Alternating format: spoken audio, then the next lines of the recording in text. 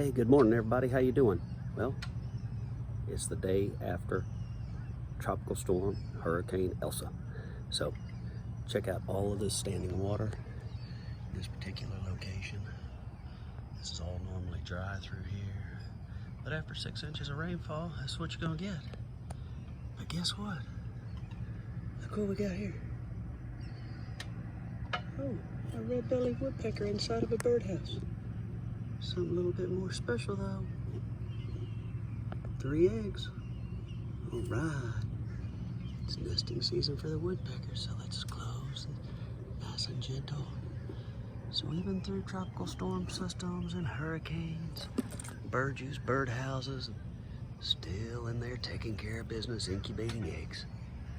Well, you all have a good day and hopefully it dries up for you too.